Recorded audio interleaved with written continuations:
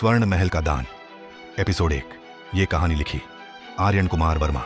धीमा रहस्यमय संगीत, बादलों की गर्जना, हिमालय पर बहती ठंडी हवा की आवाज, गंभीर और भावपूर्ण आवाज।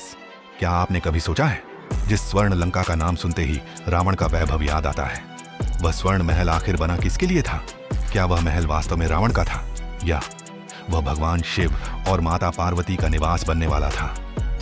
आज की कथा आपको उस रहस्य तक ले जाएगी जहां एक पत्नी की छोटी सी इच्छा, एक पति का प्रेम और एक विद्वान ब्राह्मण की दक्षिणा पूरे इतिहास की दिशा बदल देती है। वर्षा ऋतु, कैलाश पर्वत, तेज हवा, बादलों की गर्जना, दूर कहीं डमरू की मंद ध्वनि। वर्षा ऋतु अपने चरम पर थी। आकाश में काले बादल गर्जना करते हुए एक दिशा से दूसरी दिशा की ओर बढ़ रहे थे। कभी बिजली चमकती तो कभी वर्षा की बूंदें हिमालय की चोटियों को स्पर्श करती हुई धरती पर गिरती। उन हिमाच्छादित पर्वतों के मध्य स्थित था देवों का सबसे पवित्र धाम, कैलाश पर्वत, जहां चारों ओर दिव्यता थी, शांति थी और अनंत तपस्या का तेज फैला हुआ था। भगवान शिव ध्यान से उठ चुके थे। उनकी जटाओं से बहती गंगा, सर्पों का अलंकार, माथे पर अर्धचंद्र और शरीर पर भस्म उन्हें स्वयं काल का स्वामी प्रतीत करा रहे थे।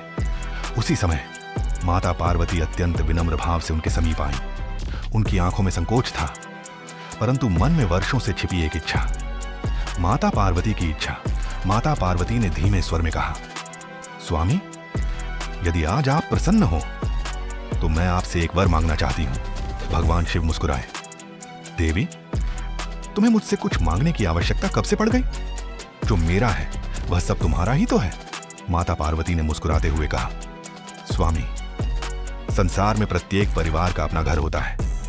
देवताओं के महल हैं, इंद्र का अमरावती है, कुबेर की अलकापुरी है, यहां तक कि मनुष्यों के भी अपने अपने घर हैं। किंतु हम सदैव पर्वतों, गुफाओं और वन में ही निवास करते हैं।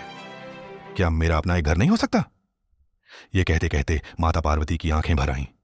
महादेव की मुस्कान भगवान शिव कुछ क्षण मौन रहे। उनकी दृष्टि समय के उस पार देख रही थी जहां भविष्य पहले से लिखा जा चुका था। वे हल्के से मुस्कुराए। देवी, तुम्हारी यह इच्छा तुम्हारे भाग्य में स्थायी रूप से लिखी नहीं है।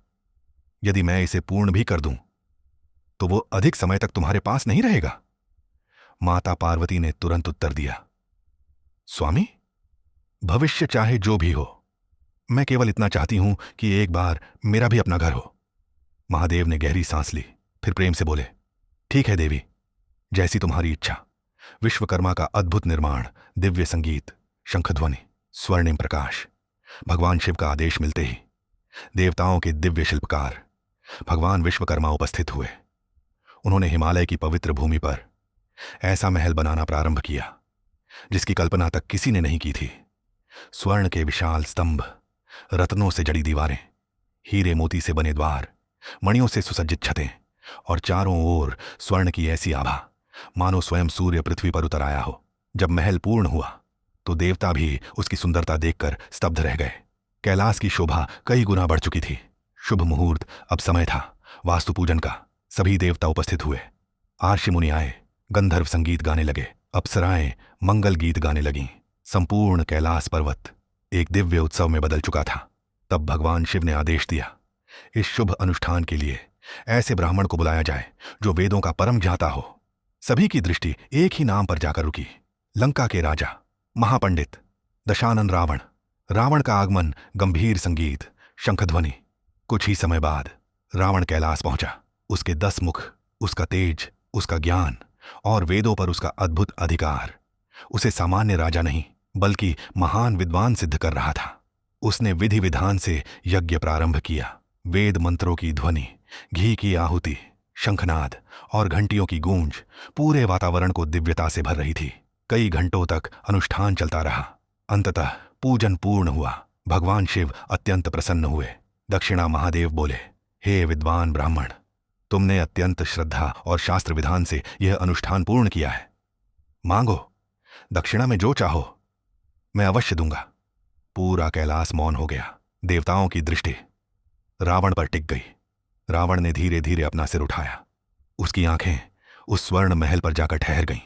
महल का वैभव, उसकी चमक, उसकी अनुपम सुंदरता।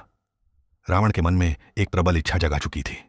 कुछ क्षण तक वह मौन रहा, फिर उसके होंठ धीरे धीरे खुलने लगे और उसने ऐसी दक्षिणा मांगने का निश्चय किया जिसे सुनकर देवताओं के हृदय की धड़कनें भी रुक जाईं। क्या भगवान शिव वास्तव में रावण को वही स्वर्ण महल दान कर देंगे? माता पार्वती की क्या प्रतिक्रिया होगी? और क्या यही महल आगे चलकर स्वर्ण लंका कहलाएगा? जानिए अगले एपिसोड में। स्वर्ण महल का दान, एपिसोड 2, क्रमशः।